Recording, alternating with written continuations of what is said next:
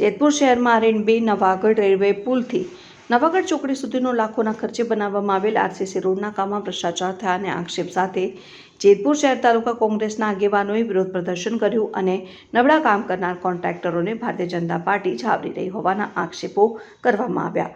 Reporter Yunus કોરી, news 7 India, Jetpur.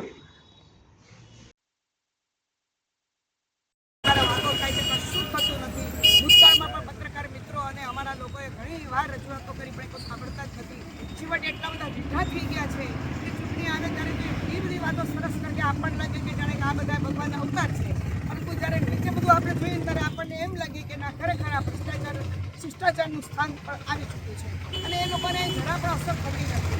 અને કોન્ટ્રાક્ટરની જ્યારે વાત આવે છે તો કોન્ટ્રાક્ટર કહે છે કે અમારું તો ટેન્ડર કોઈ પાસ થાય કે જો અમે એમના પૈસા ભરીએ.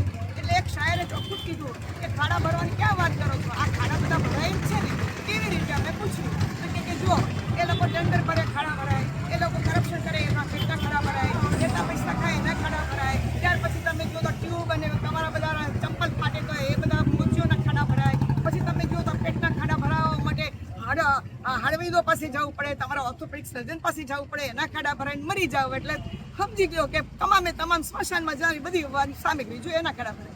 હવે આવા કટાક્ષો બધા સાંભળવા પડે છે. એનો અર્થ શું કે ભારતીય જનતા પાર્ટીએ શાસનના નામે મજાક કરી છે દેશની, અને આ રીતે જો કરશે તો આ દેશ ખરેખર એ પ્રજા ભોળી કહેવાય. બાકી અત્યારે ફોરેનની પ્રજા હોય ને તો રોડ ઉપર બધા નીકળી પડે, ફક્ત પાર્ટીના લોકો ન આવે, પબ્લિક પણ જોડાઈ જાય. પણ આપણી પબ્લિક ભોળી છે અને એ બિચારા ભોળા હોવાને કારણે આ બધા નાટકો સહન કરે છે. પણ મને ખાતરી છે કે હવે જાગૃત નહીં બનીએ તો સમય બહુ જ ખરાબ આવ્યો છે અને માથા ઉપરથી પાણી ચાલ્યું જશે.